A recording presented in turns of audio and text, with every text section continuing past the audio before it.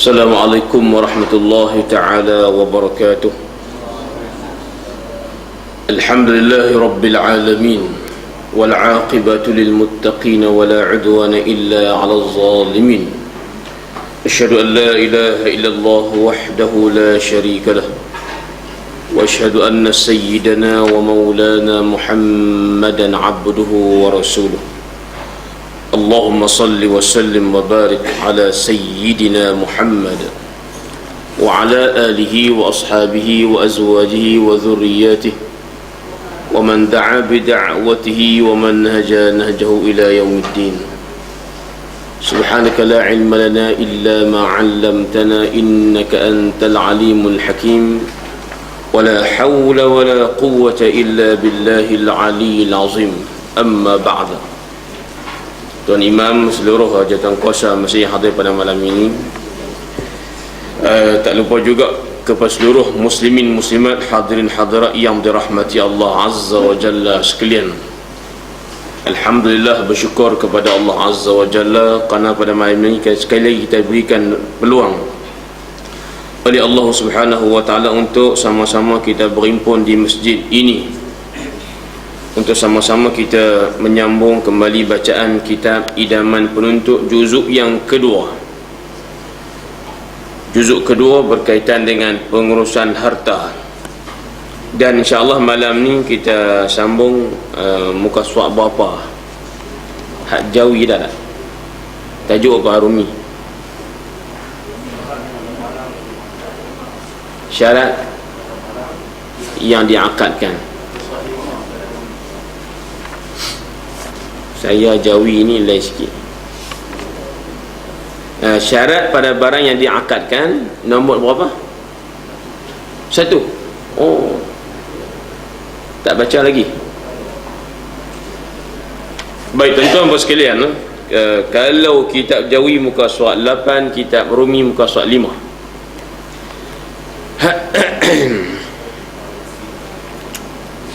Tuan-tuan tak pergi berjalan dengan cuti sekolah? Wah, anak-anak ke cucu ada Langkawi ke, tapi nak baik bagi budak lah no.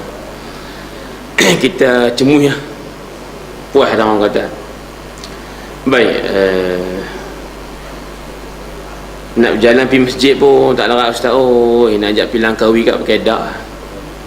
Nah, InsyaAllah malam ni kita sambung balik tajuk kita, iaitulah subtopiknya, iaitulah syarat pada barang yang diakadkan. Syarat pada barang yang diakadkan, maknanya kita masih dalam tajuk rukun-rukun jual beli.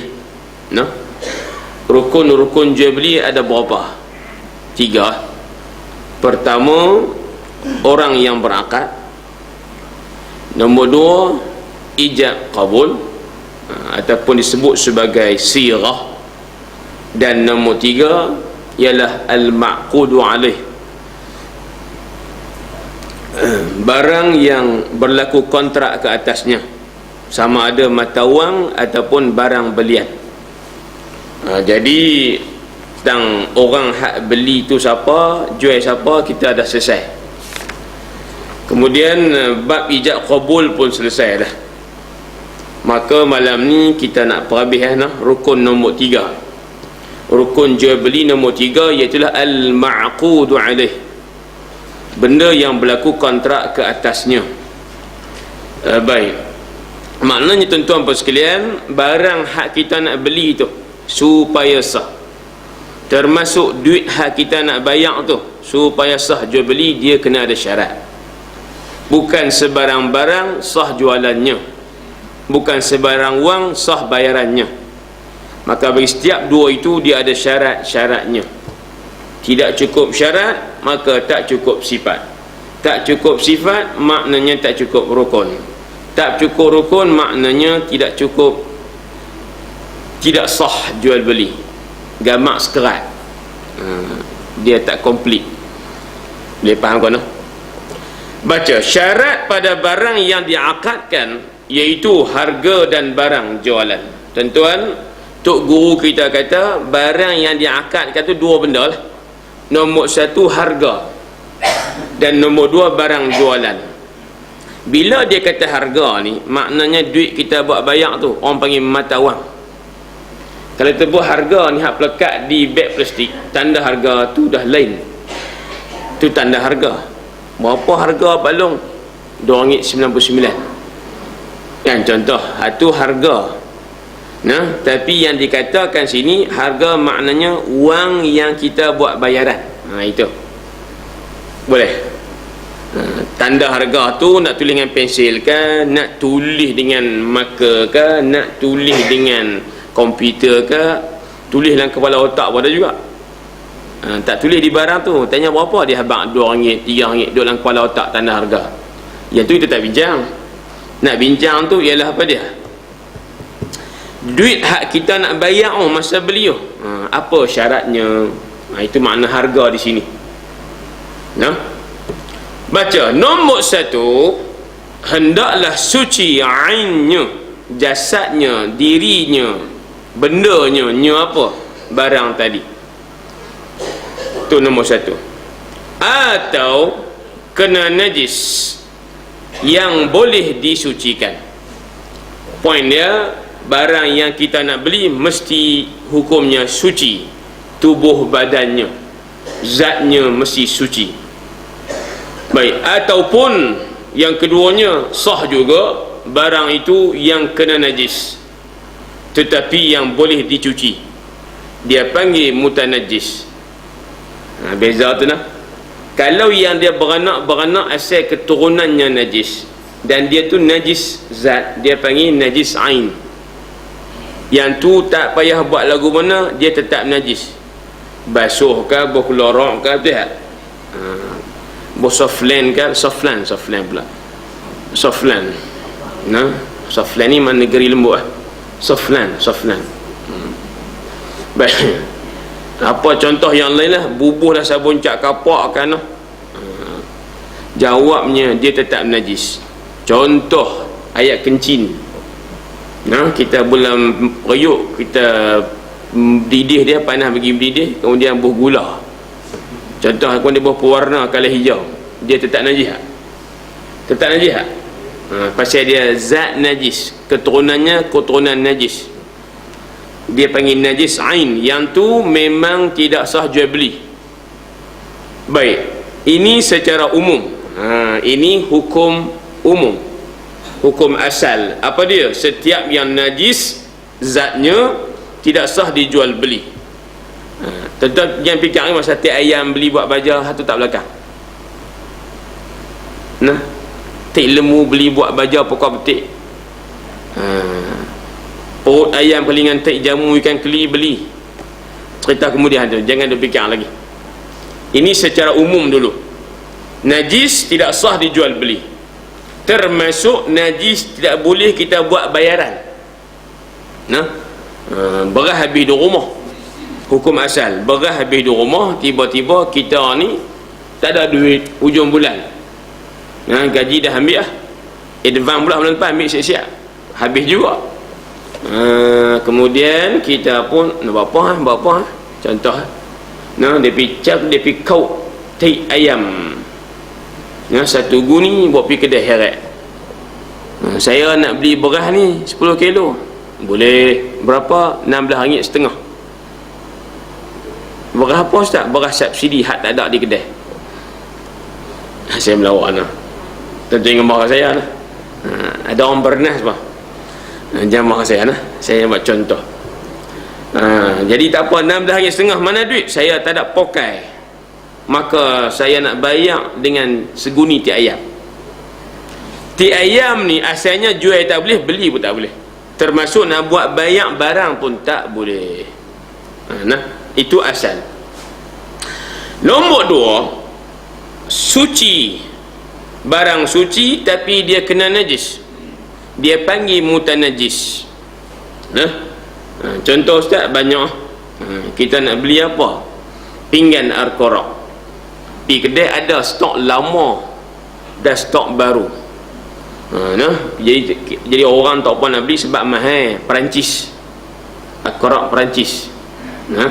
Betul tak tu Muslimat? Perancis Al-Quran ke Al-Kopal tu saya lupa. Al-Quran tak tahu. Sama. Boleh anak.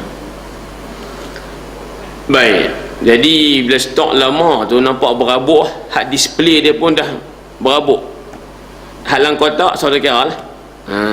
Kita nak beli 2 set. Pasal apa? Isu nak minang anak kita. Nak jamu bakal biasa ni pinggan baru lah. Hak ada tapi pinggan plastik. Mana standard biasa nak main. Katanya Datuk pula anugerah. Datuk anugerah. Contoh. Jadi kita pun pergi beli, masa pergi beli pinggan tu dia buka tengok. Bila buka tengok berabuk kotak. Buka kotak tengok dalam tu dia. Tik cicak tikui. Duk tempel lekat di cauk pinggan tu. Di pinggan tu. Najis tak hijab? Najis. Pinggan tu najis ke tak? Tak. Soalan. Apa hukum kita menjual dan membeli pinggan mangkuk yang ada najis di pinggan itu? Tik cicak, tik tikus, tik burung, tik lipas. Apa hukum? Sah ke tak? Yang confirm pinggan tu suci. Yang confirm tik cicak tu najis. Yang confirm juga tik cicak ada di pinggan. Yang confirm nak beli pinggan. Yang confirm bukan nak beli tik cicak. Jawabnya sah membeli pinggan tadi sekiranya najis yang ada di pinggan itu yang pasien boleh dicuci. Boleh cuci tak agak-agak? Boleh. Bila boleh sah. Maknanya kalau benda pejal bukan mesti kaca lah. Kayu, kain bagi contoh, ataupun kain baju yang pasien boleh basuh. Kalau masa kita beli benda-benda tu ada najis duk tempel di dia, sah kita beli walaupun belum dibasuh oleh toki kedai, dengan syarat najis itu boleh ditanggalkan. Itu maksud.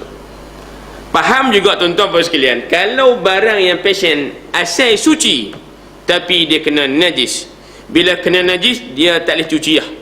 Contoh apa agak-agak Muslimat pandai. Ni masuk dalam bidang mereka ni. Minyak nyok no sebotol. Masa kita nak beli tu tudung tak buka lagi, masih duk ada kunci lagi, dia tak putih lagi tudung tu, tapi tengok ada seketui tik cicak dalam tu, nampak kepala putih, badan hitam.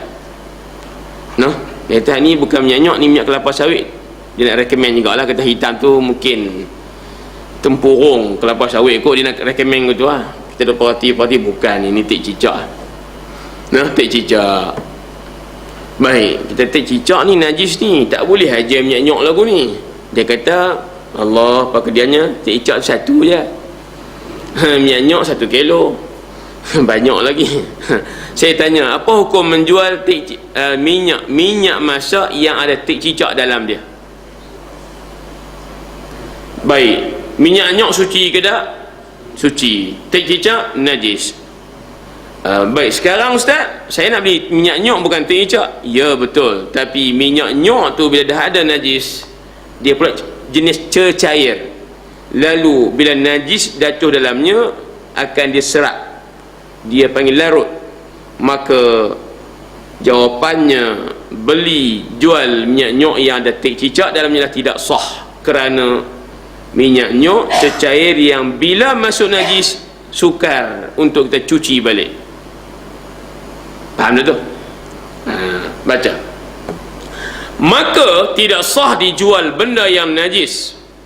Contoh anjing yang daripada pegang baru ni di Shah Alam, ataupun arak tidak sah juga dijual beli. Gading gajah kerana dia najis. Sumbu badak pun najis ikut pandangan ulama Syafi'i dan lain-lainnya. Itu sekadar contoh. Nombor satu najis, tuan-tuan, najis anjing itu adalah dalam kategori najis mughallazah. Anjing ni bila dia beranak mai, hujung kepala hujung kaki tu najis, luar dalam najis, bulu dia najis, kulitnya lagi najis, najisnya bertambah-tambah najis.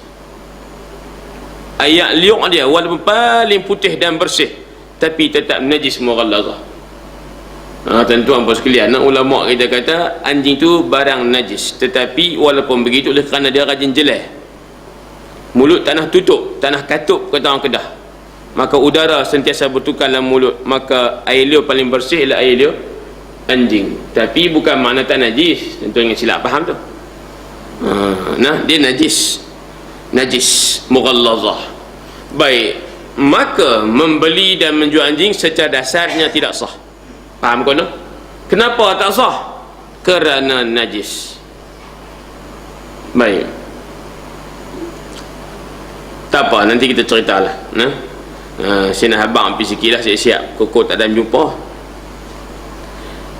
Ustaz dalam Quran sebut pasal anjing, dia panggil mukallabin, anjing yang terdidik, anjing yang dilatih untuk kegunaan manusia. Pertama untuk perburuan, yang keduanya untuk keselamatan. Baik, keselamatan ni pecahlah, jaga rumah, jaga kebun, jaga dusun, dan sebagainya. Baik, kalau anjing itu bukan kita niat nak beli tubuh badan dia, tapi nak beli kegunaannya, servisnya, perkhidmatannya, faham no? Boleh dah ustaz kita jual beli anjing ketiga itu? Maka ulama khilaf dua pendapat. Kalau kata anjing tu ada manfaat, contoh anjing buruan yang dilatih, pandai, kita test. Saya cerita lah kau, cerita kita belum rasa macam mana cerita cepat lengkot. Baik, jadi bila kita dah, tuan-tuan dah test dia sebanyak 3 kali, kau mendapat yang muktamad, keputusannya sama. Apa tu? Anjing yang mereka kata pandai buru tu. Jadi kita pun kira bahasa trik ni tak payah pergi hutan lah. Kurtus pun tak payah beli lah, kurtus. Tak payah beli senapan pun, biar patah terus tak apa. Senapan patah tu lah, tak guna, biar patah dalam rumah. Pasal apa? Ada satu alat buruan baru namanya anjing. Kita pun nak tahu halal tak halal buruan yang kita makan, mesti kena buat test 3 kali. Bukan gaduh masuk makmal, test saja. Bismillah, Allahu Akbar, hari ni rusak, bisik ke dia. Tu saya contoh aja, bukan mesti lagu tu. Saya kata hanya rusak, lama nak makan rusak. Dia pun masuk hutan, tak ada sengaja, dia keluar heret rusak. Dia tak makan rusak tu, hanya tokok ditekak. Dia heret main, heret main depan kita, dia lepas. Dia pun pergi nyong. Kita ni masa tu trik pertama test, haram ni kita makan. Ingatlah, sekiranya telah mati, haram kita makan buruan pertama anjing cobaan kita. Pasal apa ustaz? Sebab kali pertama saya belum pasti dia cari tu untuk saya ataupun untuk dia. Nampak tak? Masih ada keraguan. Hei, anjing ni heret rusak ni untuk aku kan untuk dia tau. Tapi yang pasti tokok tengkok dia tak makan sikit pun. Syubhah tinggal. Test kali yang kedua, Bismillah, Allahu Akbar. Tak kata tak apa. Yang syariat yang lepas tu orang Islam. Hari ni kijang pula. Daripada kijang sedap, dia bisik kat telinga anjing. Anjing tak apa, dia pun masuk. Tak ada sejam keluar heret kijang. Faham tak? Heret kijang pun dia tokok tengkok juga. Dia tak makan, dia main lepas depan kita, dia hampuk, dia pun lari dia. Pendapat yang muktamad kata kali kedua belum halal kita makan. Sebab belum pasti dengan 2 kali ni dia cari untuk kita kan untuk dia. Faham ke tak? Maksudnya apa tuan-tuan? Kalau anjing tu walaupun dia pandai bu, tapi kalau dia pergi cari untuk dia makan, dia tokak daging separuh, jawabnya tak halal kita makan. Pasal dia cari tu untuk dia, bukan untuk kita. Faham kena? Pendapat muktamad kata 2 kali test belum halal binatang buruan tadi. Pendapat kedua kata okey lah, 2 kali tu kira okey lah tu. Kali pertama dia tak makan, kali kedua tak makan, memang betul untuk kita lah tu. Pendapat kedua kata halal lah. Tapi pendapat ketiga pendapat yang muktamad, dia tunggu dulu test kali ketiga. Bila test kali ketiga, kita bismillah Allahu Akbar. Hari ni pelanduk sudah lah, tak payah besar kan, pelanduk dia pun masuk hutan tak ada 2 jam bawa balik pelanduk, tokak di tengkok dia. Heret main lepas depan kita, dia pun pi juga. Jawabnya dengan 3 kali cubaan, natijahnya sama. Apa natijahnya sama? Dia pergi cari binatang, dia tak makan. Maknanya kita dah timbul zon dan sangkaan kita, dia memang cerdik, dia nak buru untuk kita, bukan untuk dia. Maka halal ketiga itu, dengan syarat hak dia awak bayi tu mati dah, tak payah sembelih. Tapi kalau dia heret main tu dia hidup lagi, wajib sembelih. Baik, soalan, bila anjing tu dah pandai berburu, boleh tak kita nak pergi beli anjing tu dan berburu? Beli anjing tadi yang dah terlatih? Jawabnya boleh. Pendapat pertama kata boleh kita beli anjing itu. Pendapat kedua kata kita bukan beli anjing, kita beli kegunaannya sahaja, macam sewa rumah lah banyak bulan. Tapi tak puas hati, sebab kalau sewa rumah nama orang lain juga, kita tumpang duduk je kalau dia hambat tengah malam, kena lari lah rumah lain, bukan rumah kita. Jadi kita nak beli, boleh ketiga itu. Ataupun anjing yang kita guna untuk apa? Untuk keselamatan, jaga rumah kita.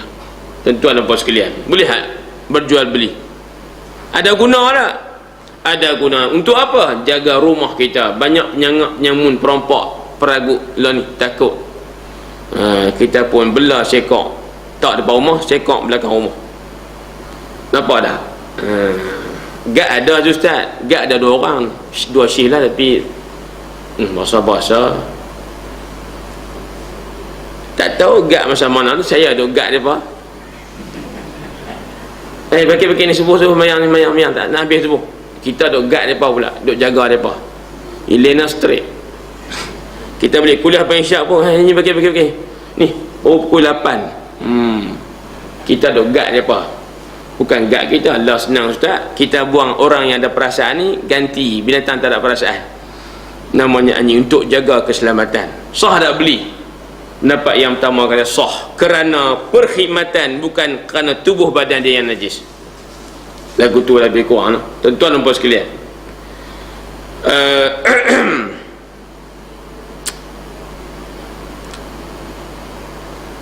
arak, contoh yang kedua. Arak ni dia panggil minuman yang memabukkan. Arak ni haram sebab apa? Sebab dia mabukkan, sebab nama dia arak. Kenapa arak haram? Kerana perangainya, bukan kerana namanya. Perangainya apa Ustaz? Yang haram tu memabukkan. Maknanya bukan mesti arak je lah. Apa saja yang mabuk hukumnya haram belaka lah. Cuma nama hak mabuk ni dia banyak passion. Kalau dia perah anggur, dia pun nama arak, al-khamru, kata bahasa Arab.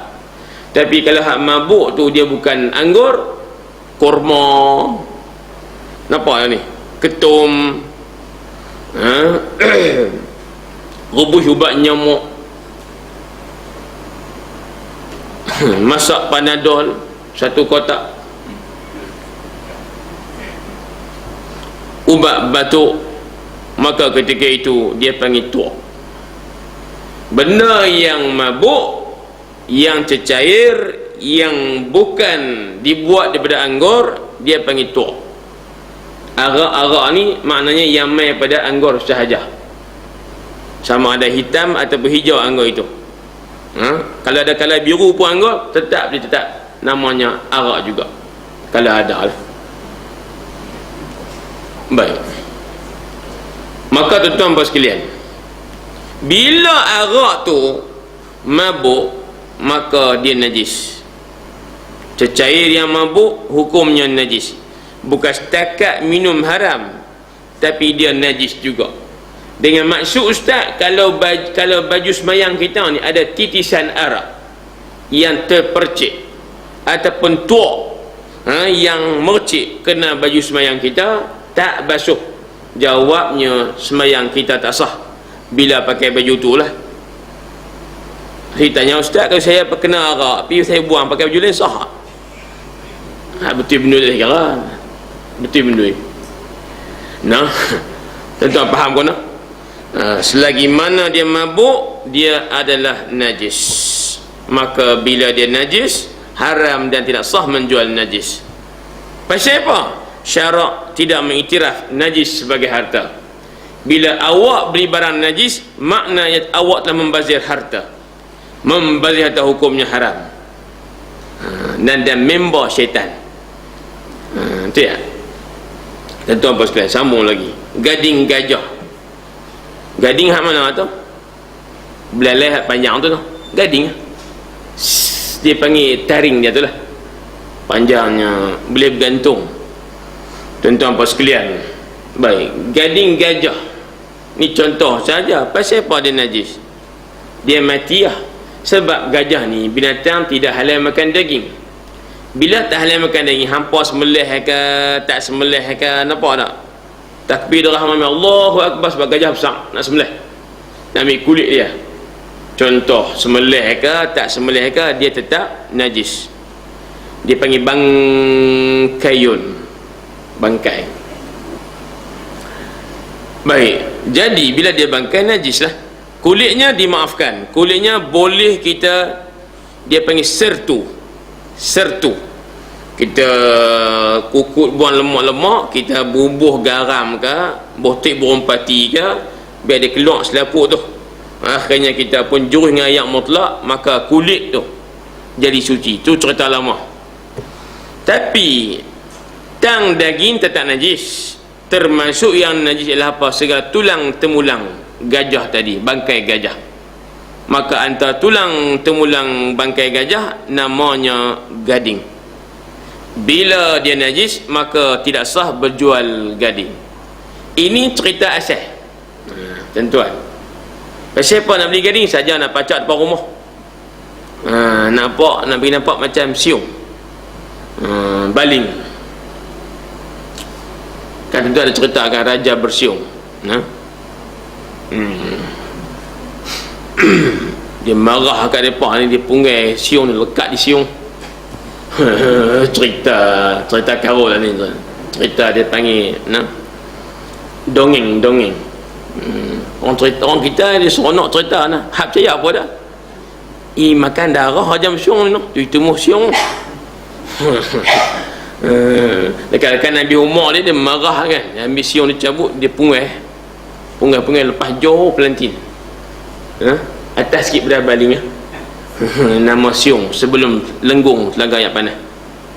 Tak apalah, tu cerita mengarut. Baik, sumbu badak. Sumbu badak ni contoh tuan-tuan, bukan mesti itu saja. Kalau tuan ni ustaz, kalau cenunai ayam lagu mana? Boleh jual. Kalau cenunai ayam tak sembelih, bangkai tak? Jangan kata cenunai dia, sayap dia tak boleh makan. Sebab bila tak sembelih dia bangkai. Bila dia bangkai dia najis. Faham tu? Nampak je macam benda yang najis ni, benda pelik-pelik, eksotik sahaja. Gading gajah, belalai sumur, beladak sumur, hak pelik-pelik. Allah tak payah pijau lah. Tengkok ayam, kalau ayam tak sembelih, najis juga, tak sah juga jual beli. Nak lebih kurang lagu tu lah. Ekor kambing dia cabut, hamba-hamba kami kan lari nak sembelih, dia takut kita, dia nampak kita pun sebab kami dah, kita lari, hamba dia pun lari terahan kita, adalah kita stand masa kita stand dan pegang ekor saja, dia kelepiak juga, terputus ekor. Soalan, ekor tu najis ke tak? Yang terputus semasa binatang tu masih hidup, hukumnya bangkai. maka najis. Jawabnya ekor kambing tadi yang tercabut daripada kambing yang masih hidup, maka najis juga. Senang je, tak payah pijuh lah, dia buat contoh sahaja. Hal lain fikir sendiri ya. Tuan-tuan dan puan sekalian, orang nak tanya sebab gading ni ustaz mungkin ada guna. Ada guna cerita lain, beli syok-syok ni kan, orang ada buah mozaik depan rumah, buat ikat mozaik di dinding rumah kan, belah pintu lah, belah pintu luar. Kita buat pesen baru apa, kita buat aksesori baru, kita pelekat gading gajah. Contoh untuk aksesori, bukan untuk guna-gunaan yang berfaedah. Tuan-tuan, mahal pula satu gading 1,000 contoh sahaja, membazir. Ini hukum asal. Sambung, sekalipun ia benda-benda tadi boleh suci dengan berubah, umpama arak dan kulit bangkai. Kulit gajah tadi lagi belum kita sertu, dia najis. Maka sebelum kita sertu kulit gajah itu, tidak sah dijual beli sebab dia najis. Faham tak? Tuan-tuan, hak kulit najis ni bila kita samak, kata orang Kedah, asal samak. Jadi bila kita samak, kita sertu, dia jadi suci. Hak yang nak kena samak bau suci ni bangkai sahaja, kulit bangkai. Kalau kulit bukan bangkai, dia tak payah samak, cuci dah. Contoh kulit lembu korban, kulit daging kambing akikah, kulit ayam hak lepas sebenarnya jual di market. Memanglah kan, dia ayam tak sebab kambing, dia pun lapah asin. Ayam daging jual yang kulit, dia tak perasin, betul tak? Biasalah. Tapi cuma orang perempuan lah zaman lah ni, hak piduk kursus masak ke apa ke, kursus jaga berat badan. Kita balik-balik nak makan ayam, tengok-tengok putih. Pasal apa? Kulit dia buang habis. Tanya mana kulit ni? Buang. Pasal apa? Kolesterol. Nampak ni tumbuh di mata ni, kolesterol ni, nak kena belah buang ni. Bini kata, hang aku dak kena kulit kat goreng kat ku lah. Contoh, dia buang selinap habis. Maksud saya, tak apalah, itu adat. Main ayam ni dia tak buang kulit, tapi lembu, kambing dia buang kulit bila nak makan daging, betul tak? Mana ada orang buat gulai lembu hiris daging keliling kulit dah? Tak ada. Adat dah macam tu. Sebab kulit dia liat, kulit ayam lembut, tu dia beza dia. Tuan-tuan, maka kulit ayam, kulit lembu, kulit kambing yang bangkai pun tidak sah kita jual beli, lagi tak sertu dan samak dia. Ingat tu, kalau binatang yang disembelih secara syarak mati kerana sembelihan syarak, ketika itu dia bukan bangkai.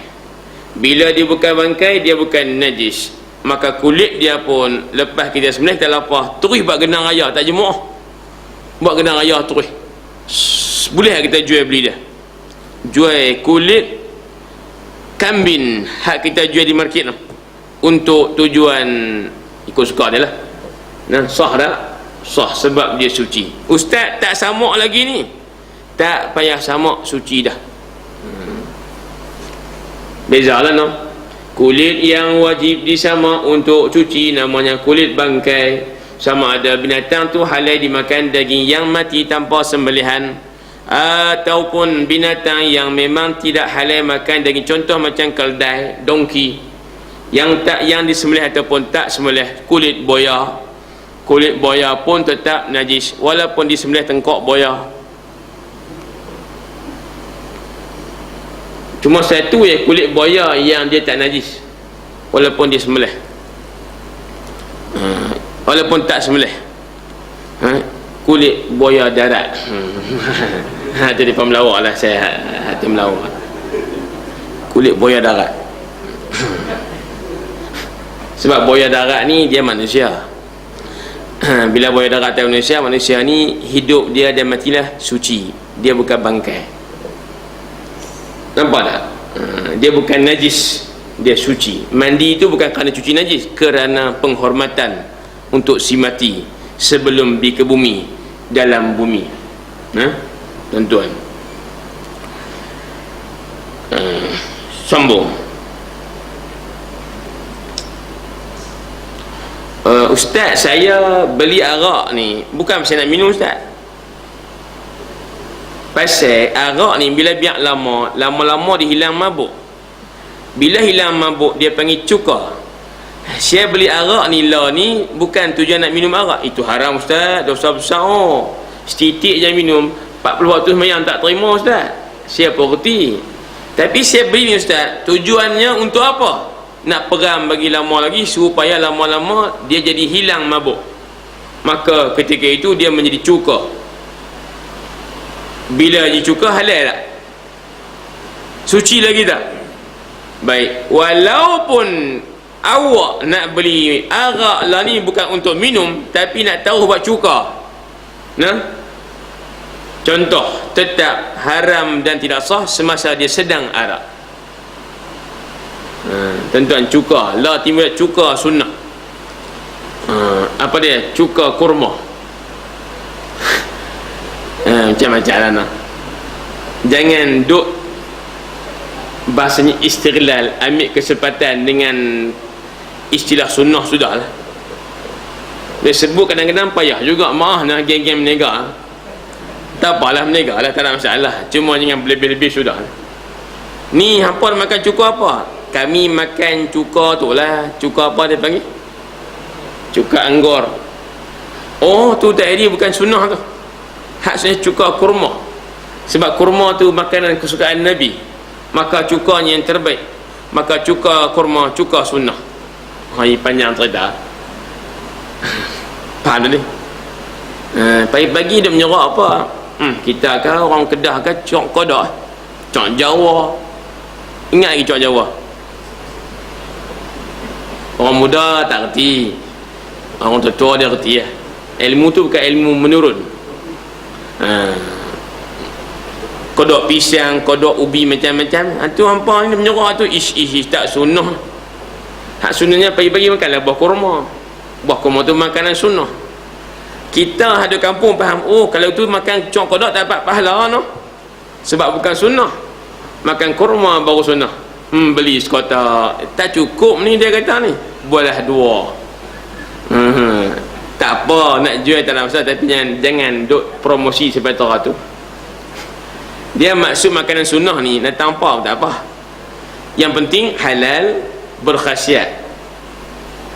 Halal berkhasiat, tu je kan, tidak memudaratkan.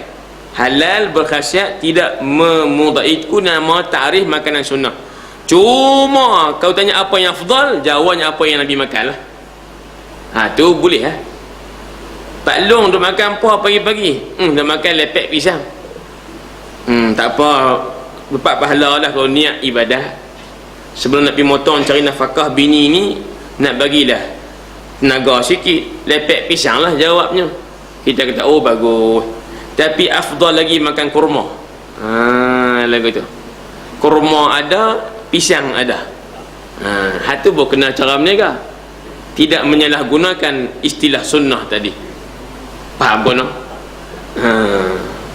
Maaf lah ni kok radio banyak, Aikim lah apa, semua makanan sunnah, makanan sunnah. Setuju, tapi jangan mengecilkan konsep maksud makanan sunnah. Kadang-kadang orang nampak sunnah ni apa yang ada tanah Arab sajalah. Kurma, kismis hak ni makan. Habis tu gandum nak makan juga. Contoh, pasal apa tak dia kata hampa makan padi tak sunnah? Sebab Nabi makan gandum contoh.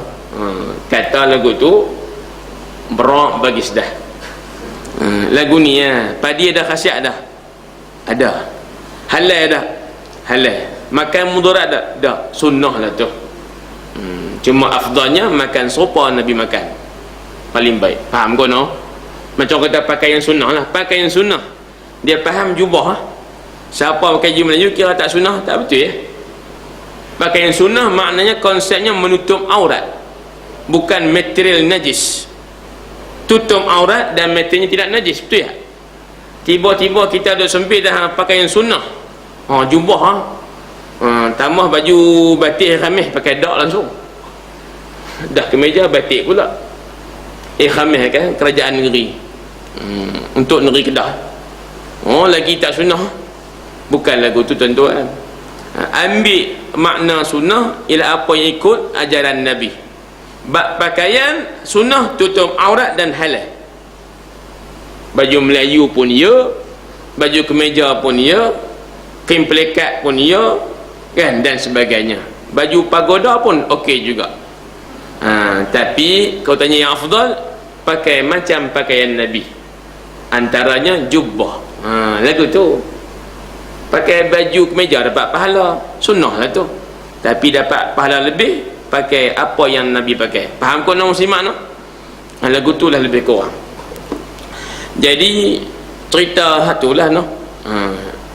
Sebab antara kesalahan jenayah dalam pengurusan harta benda ni ialah dia panggil mengambil kesempatan istilah murni untuk maksudnya untuk melariskan barang tertentu. Faham tu? Ini antara bentuk jenayah yang kita tak perasan. Tapi bukanlah dosa besar, tapi salah. Faham tak tu? Neganya nak berasa hati tu.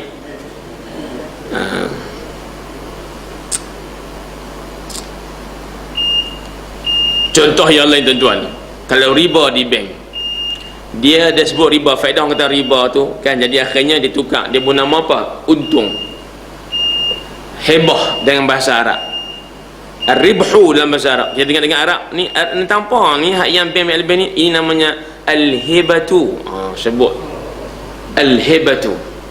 Apa dia ni? Ar-ribhu. Buat L pula depan. Orang Arab Islam lah kau dah. Ada juga passion lagu tu. Itu adalah bentuk jenayah lah. Ialah bukan mengeksploitasi tu dah, tapi mengambil kesempatan dengan istilah murni untuk tujuan yang tidak murni. Jadi tu dia kona jauh sangat, patah balik insya-Allah no. Baik, tiada sah jual benda yang kena najis yang tiada dapat hendak dibersihkan lagi, maknanya dicuci balik, yakni jual secara bersendirian, seperti cuka yang ada najis dalamnya, jual susu yang ada najis dalamnya. Tapi jual susu yang ada nilas titik tidak mengapa.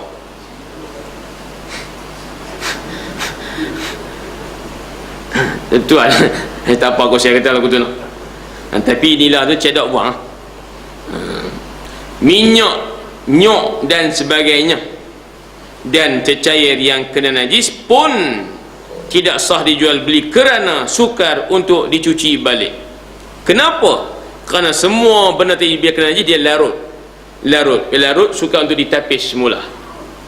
Ini cerita lama tuan-tuan, jangan pikir kalau ni ada teknologi pula macam penapisan ayak logi tak apa nu, ini kolam kumbahan. Kolam kumbahan ni biasa ada 2 kolam tu ya, kemak sebelah. Ada hak grade 1 dan grade 2. Hak grade 1 tu hak direct najis pipam turun situ. Tu grade 1 lah. Kemudian kolam nombor 2 tinggi sikit, dia ada pam pula, pam ayak hak nombor 1 naik kolam nombor 2. Hak tu dia jernih sikit, boleh suluh muka lah tu. Tiba-tiba ayak kolam kumbahan diproses semula jadi H2O balik dengan pemprosesan yang kita kata tabi'i. Disusun batu, disusun pasir, apa semua lebih kurang. Contoh, tuang ayak najis tadi, tiba-tiba yang keluar jernih aja, pergi masuk mamal H2O macam air hujan. Soalan ketika itu, najis ke tidak? Jumhur ulama kontemporari hari ini, termasuk fatwa Saudi, kata dia menjadi suci balik dengan penyulingan yang tabi'i. Boleh ke no? Tu kalau tuan nak pergi duk tanya pasal apa, Ustaz kata tadi, kalau cecair yang masuk najis tak boleh jual dah, tidak sah. Pasal apa? Air ni, minyak nyok ni benar larut, maka bila larut najis duduk dalam dia, nak cuci lagu mana? Maka tak boleh jual ketika itu. Tapi kalau ada teknologi yang boleh menetralkan balik serupa asal, najis ditapis, macam mana Ustaz? Hak air saya sebut dah, hak minyak kena bincang lagi lah, sebab tak ada orang bincang lagi. Tak ayak kumbahan, pisuling, H2O, dia kata mutlak balik, wuduk pun boleh. Singa recycle. Cumanya kita ni kan tanya ayak ni mik mana, Bukit Jenun kan mana? Hak ni bukan Bukit Jenun, hak ni bukan Telaga Batu tak, hak ni ambil tu proses recycle dan muntah balik.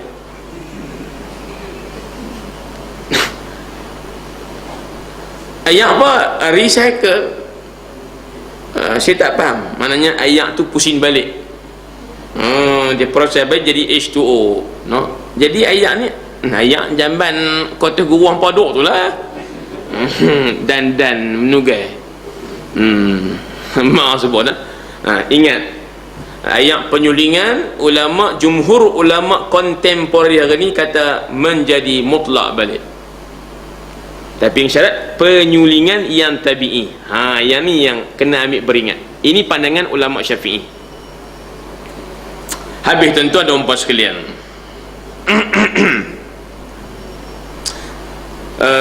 Adapun jika barang yang dijual itu kena najis dan dijual secara ikutan sahaja, bukan pokok belian tapi turutan, kita nak beli benda lain tapi dia duk ada atas tu, nampak? Yang tu macam mana Ustaz? Sah ke tak? Contoh, jual tanah yang di atasnya rumah yang diikat batu batanya dengan pasir yang diambil dari kolam jamban. Tu contoh. Kita nak beli apa? Tanah corner lot. Pasal tengok baca RMK yang ke-10, tentu kena lebuh raya. Orang kampung tak tahu plan tu. Maka kita pergi jumpa Pak Long. Saya nak beli tanah Pak Long ni. Kan? Pak Long pun tanah yang terbiak dah, usaha pun dah. Dia tak dulu tanam padi ke, lepas dah anak tak mau tengok kan, malas dia apa. Tua dusun bajar melukuk orang dia dah. Saya tak tanam padi lah, tumbuh lalang. Maka kita pun, Pak Long nak jual tak? Memang tu nak jual lama dah, tak ada orang nak beli. Saya nak beli ni. Solong berapa? Kok ni dapat jual 40 solong. Saya nak ambil double 80. Terkejut Pak Long tu lah. Lepas sepak aku ni pelik sangat. Kita beli banyak cash 80,000, Pak Long banyak ribu kah? Tak ada 5 ton beroza main tolak. Nampak buat tanah dah, rupa nak buat lebuh raya. Kita pun jual balik jual bukan 40,000 80,000 lah. Contoh. Pak Long kata, silap aku pergi jual awal tu. Bukan silap Pak Long, peta tu balik daerah yang reti bacanya. Tu depa tahan pukat awal. Maaf nak saya guna bahasa tu nak.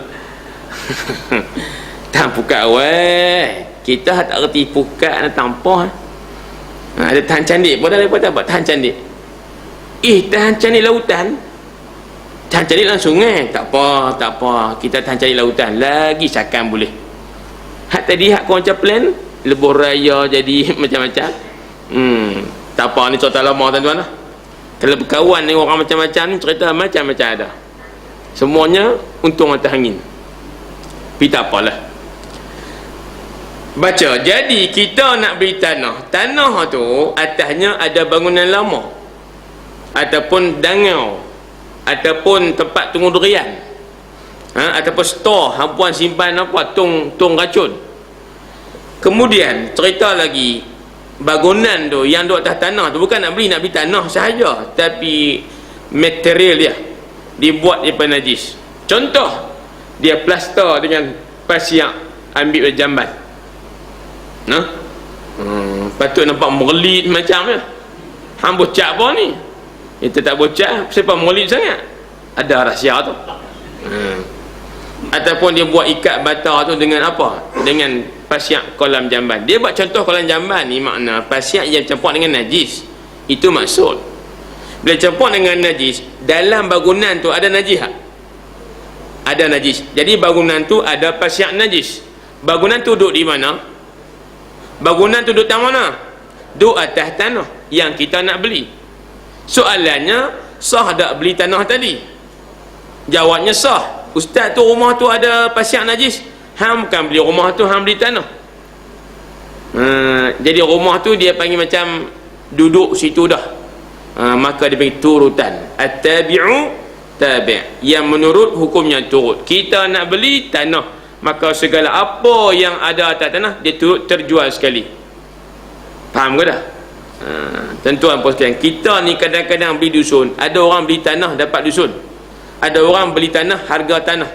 Ada orang beli dusun harga tanah sahaja, pokok tu bonus.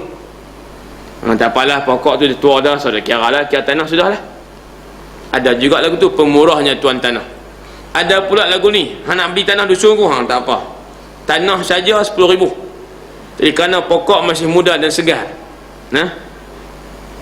maka pokok saja pula 10,000. Jadi semua 20,000. 20,000 termasuk harga pokok. Ada juga.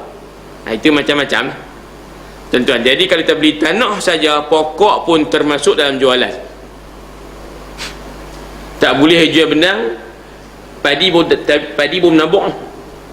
Padi menabuk, tumbuhlah 2 inci hijau. Kita nak minta beli tanah, dia pun nak jual sangat sebab nak masuk ATM ni, nak ambil yuran. Tak apa, saya jual tanah tapi padi tu tak jual no. Dia biar abang lagu tu. Saya jual tanah benang saja, padi tak jual sebab sayang menabuk. 2 kali menabuk ni, tenggelam 2 kali dah. Ni saya padi tak jual, jual tanah saja. Tidak sah. Kecuali bila padi itu telah pun masak kuning. Jual tanah saja, tak jual padi tak apa. Ni panjang cerita. Tuan-tuan dan puan sekalian, habis. Maka sah kita beli tanah, jual tanah yang di atasnya ada dangau, yang mana bata-batanya ataupun pasiak-pasiaknya diambil daripada kolam atau pasir yang bernajis. Habis. Sah jualan tanah itu kerana najisnya itu mengikut barang lain yang suci. Bukan kita nak beli rumah tu, kita nak beli tanah tu. Nampak tak ni? Tiba-tiba main seorang lagi ni, saya nak minta beli rumah tu, boleh tak? Dia beli tanah tadi kan, saya nak beli rumah tu. Rumah tu tak boleh tu sebab semua materialnya najis. Contoh, bumbung dia tik lembu, macam belah India, bumbung tik lembu, lantai tik rebau, dinding tik, contohlah najis, materialnya najis. Kawan ni nak pergi beli rumah tu sahaja, sah tak? Dah lah, sebab dia nak beli rumah yang najis. Hak kawan tadi, dia beli tanah tu, dia punya objektif dia. Kebetulan ada rumah yang tadi tu, maka sah jual tanah tadi. Faham kau no? Cemui hal saudara tu sama bawah. Seperti ini juga hukum menjual sahaya yang ada pada badannya cap-cap yang dicocok dengan jarum, darahnya jadi hitam dan berupa macam-macam gambar, sahlah dijual hamba itu, dan najisnya sekali secara mengikut sahaja. Apa dia contoh nombor 2 ni? Belian sah tapi benda tu ada najis. Apa dia? Beli hamba abdi. Hamba mana yang ada tatu harimau. Bukan hanya lukis atas kulit ustaz. Hak ni pasien turih darah ni, turih kulit. Ini memang geng-geng kita panggil gedeber semua. Kalau Bali panggil gedeber, geng-geng Samsing. Ada maling tiru Samsing, buat tatu juga tapi lukis dengan marker je. Lukis marker pen lah, hak whiteboard boleh padam balik. Nak jadi Samsing juga tapi itu dia command. Tatu ni hukumnya haram tuan-tuan. Dan dengan ada tatu, orang tu menjadi fasik. Kalau dia ada anak perempuan, tak sah dia jadi wali nikah. pasal dia fasiqun, bukan setakat wali, jadi saksi pun tidak sah. Poin dia fasik. Kenapa? Kerana ada tattoo, dia buat benda yang haram, dosa besar, maka dia kira fasik. Tak apalah, faham dah. Tapi satu lagi tuan-tuan kena ingat, bila tattoo yang pasien toreh kulit, bisa tengok tak dokumentari orang buat tattoo? Tuan-tuan, dia toreh sampai bedak. Jadi sebelum toreh tu dia tekap dulu, macam nampak bunga mekik bulu kambing dulu lah, tekap dulu, lukis, nak bentuk apa, lepas tu toreh tu sampai keluar darah. Tuan-tuan, darah bila keluar dia kekal. Maksudnya bila darah tu ditoreh, keluar daripada dalam isi, berada di kawasan zahir kulit, najis tak? Najis lah. Macam darah luka kudir kita tu lah. Cuma dia dalam bentuk tattoo, najis. Darah tu najis, duduk dalam badan tak apa, duduk dalam aurat tak apa. Tapi bila dah turing dengan tattoo, dia keluar tak? Tu yang kata najis tu. Bila najis, kita ni bukan nak beli tattoo dia, kita nak beli dia tu. Lepas ustaz rugi, ustaz badan saya dada lapang ni, dada bidang. Perut dia kata berkatam. Tera ni dia kata kalau beli, contoh kerja rumah ringan banyak. Dia jawabnya sah membeli hamba yang ada tattoo darah di badan, walaupun tattoo tu najis. Kenapa? Poin kita beli badan hamba tu, diri hamba tu, bukan beli tattoo dia. Maka sah secara turutan. Tuan-tuan dan puan sekalian, faham kono? Lebih kurang lagu tu lah. Habis. Termasuk di dalam golongan ini, maknanya boleh ke tak boleh kita jual beli tadi. Bila dia najis, tidak boleh kita beli dan jual. Sedekah jariah. Faham ke tak? Maknanya nak sedekah pun dia kena benda yang suci. Tuan-tuan, sedekah yang boleh kita jual beli, boleh kita buat sedekah. Faham ke tak? Jadi kita ni banyak sangat siang lama tak pakai dah. Dulu kenuri pakai siang untuk balas bekas. Kita nak pergi kenuri buat siang dulu, ada yang buah karah, ada buah apa bunga apa nama, lupa saya apa tu, yang lubang 5 tu, bunga meneram. Tuan-tuan nama pun tak ingat dah. Lah kuih moden menyebabkan yang tradisional dilupakan. Bawa ada yang buat gula buat dah, ada buat halwa maskat, ada bawa pulut kaya macam-macam. Nyata dalam sesuai dengan penggunaan siang lah. Tak ada aku siang ni bukit icing, tak ada aku dia tak sesuai. Contoh tu sebab orang lah siang tak ada dah. Contoh tu mesti sesuai lah. Bila siap siang tadi kita pergi makan kenduri, balik dia balas balik bekas. Dulu ni sekawah jamu, sekawah balas bekas. Tiap. Jadi sekiranya kita ni siang banyak di rumah tak guna dah sebab ketinggalan zaman, maka daripada duduk dalam rak saja-saja kita pun lah ni gini lah. Habaq kata cikgu besar, saya nak sponsor tadi boleh tak? Anugerah cemerlang tu saya nak bagi sponsor. Hadiah pertama saya bagi semua siang. Siang hak tak guna, dengan kotak-kotak sekali. Dia pun lepas-lepas tu gusang tak okey, tak apa lah. Dan tak bila saya hantar awal dia nak balik nak reben apa takut tak ada. Kita pergi mana tu kelang kabut, lupa. Bila lupa balik tu hari menyampaikan hadiah. Dah pergi tengok cikgu Ustaz telefon, mana hadiah tu kata nak bagi. Saya tunggu Ustaz, on the way. Ayat sedap belakang tu. Wah, hadiah tak ambil lagi pun. On the way. Orang mendega lagu tu on the way saja. Wah, hadiah duduk rumah tak keluar pun.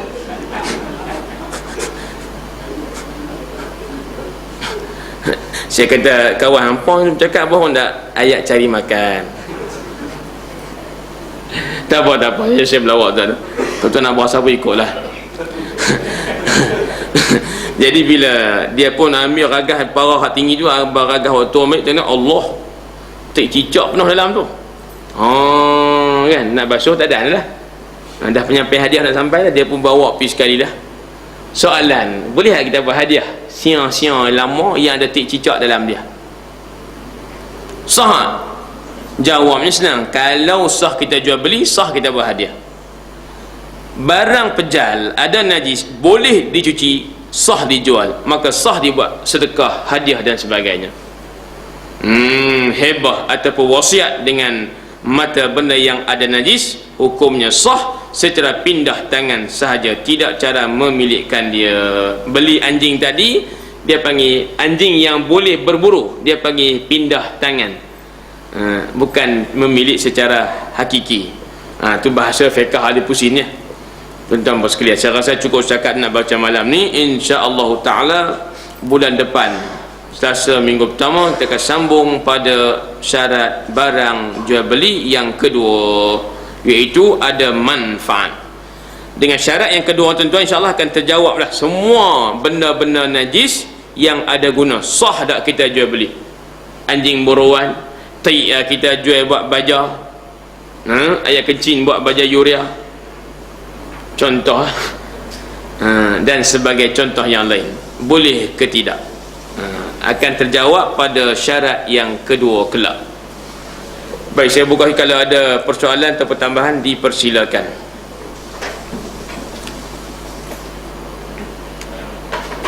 Tak ada. Kalau tak ada, saya nak komen isu sikit lah. Saya cerita, saya tengok, tapi isu tu baru, saya tak main lagi ikut sini. Isu yang ada satu ungkapan, dia kata kita ni anak-anak Tuhan. Ada orang ulas lagi tak? Di masjid ni? Belum. Saya sebut lagi tak? Tapi cerita dalam 2 minggu nah, saya main sebulan yang lalu, maknanya belum lagi. Baik, cerita lagu ni tuan-tuan apa sekalian. Bila duk pergi kuliah dalam minggu lepas lah, 2-3 tempat tadi, tanya ustaz, ustaz, tolong komen sikit. Habang lah minta bagi pandangan ni, komen supaya cari salah orang no.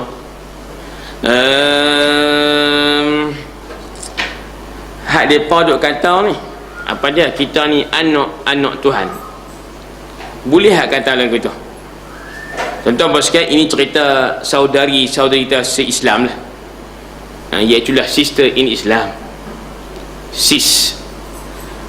Akronimnya S besar, A besar, S besar balik, sis, saudari se-Islam. Jadi bila fatwa Negeri Selangor mengatakan sis itu sesat, sama dengan JAKIM yang kata sis sesat sejak 2003 lagi.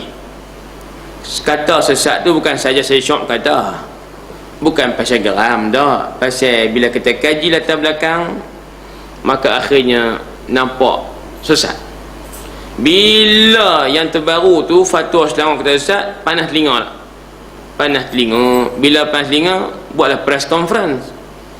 Jadi hari pertama tu seorang bercakap tu ya, dan hari yang berikutnya 4 orang bercakap atas pentah. Baik, dalam keadaan orang duk kata sesat, mereka nafi, kami sesat, dan kami ni minta dilihat semula fatwa itu. Maka saya dengan tuan-tuan serupa lah kot. Bila tengok masa press conference tu, tak ada seorang pun wanita muslimah tadi yang pakai tudung kepala. Semua dogoi belakang, dogoi, tak seorang pun tutup kepala. Ada seorang tu dia pakai tutup sikit, ikat belakang, masih belum tutup aurat sepenuhnya. Hal ini semua dogoi. Ada yang rintin, ada retiang, ada yang macam-macam lah, ada yang merebang. Baik, sepatutnya bila hampa tu kata faham Islam, jangan kata sister in Islam ni sesat. Patut tengah-tengah orang riuh lagu tu kan, nak minta fatwa dinilai semula. Tutuplah kepala sikit supaya kami ni yang hampa kata sesat tak betul. Nampak tak tudung kepala ni? Nampak tak tudung kepala ni? Sebab bila buat press conference untuk public, untuk orang ramai, masuk berita, masuk paper, betul tak? Jadi untuk publik tiba-tiba dalam keadaan tidak tutup kepala. Tutup kepala tu fardu ain atas perempuan. Tutup aurat tu, rambut tu fardu ain atas perempuan. Bukan sunat, bukan adat dan bukan budaya. Tentu nak tanya depa ada dalil ke ustaz? Depa kata mana tudung kepala tu, mana aurat, mana kepala tu bukan aurat, ada dalil ke? Ada, dalil Kasih Ahmad. Ada yang dia kata budaya Arab. Ni cerita lama lah.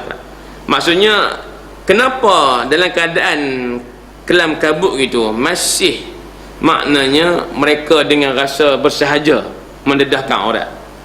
Adakah kerana tak tahu hukum ataupun sengaja ataupun apa kata liberalnya dan sebagainya? Islam tu terbuka dan mudah. Kadang-kadang kita terfikir mungkin mereka tak faham kot, tak tahu kata kepala tu aurat kot, sangka baiklah dengan kawan kita ni.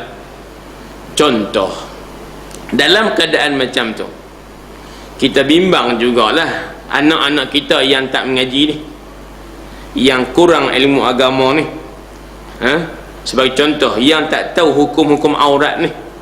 Dia tengok sisi Islam ni boleh buat press conference, tiba-tiba tak ada seorang pun tutup kepala. Maka anak-anak kita yang tak pandai agama dia kata Islam ni ada dua, tutup kepala pun Islam, tak tutup pun Islam juga. Takut dia faham lagu tu. Pakai hidung kepala pun Islam juga, tak pakai pun Islam juga. Kan tengok sis tu, contoh kan tak selawa anak-anak kita. Saya bukan cerita isu tu.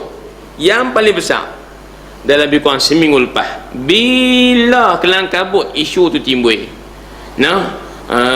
tiba-tiba terbilang satu ungkapan dalam bentuk, dia sebenarnya dalam bentuk spanduk. Bila dia pegang spanduk itu, orang kata dia redha lah dengan spanduk itu. Apa ayatnya? Kita lah anak-anak Tuhan.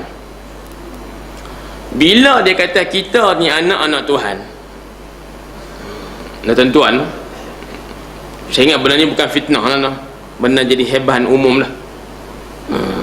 Baik, jadi kita tak maulah sebut siapa-siapa takut, tapi kenyataan itu kita anak-anak Tuhan. Boleh kata tak lagu tu? Ustaz dia kata tu ataupun dia tulis tu dengan niat lain kot. Maksudnya kod dia nak habaq kita ni orang beriman. Bila kita beriman, kita ni beramal soleh, Allah suka kita kan, Allah redha kita. Jadi hak kita kata kita ni anak Tuhan ni maknanya bukan anak keturunan tu. Kita lah anak dengan maksud kita lah orang yang Tuhan redha. Sebab orang yang paling bapa redha anak lah. Contoh mungkin dia niat lagu tu kot ustaz, kita anak-anak Tuhan makna kita ni orang yang Tuhan suka.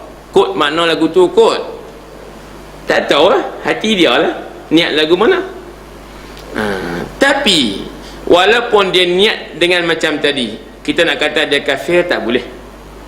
Dengan maksud tadi, kami kata kami anak-anak Tuhan dengan maksud kami orang Tuhan suka, maka dengan niat lagu tu lah hati dia, kita tak boleh kata dia kafir. Faham kau tak? Baik, ni kan lembut dah ni, habis lembut cakap ni. Kemudian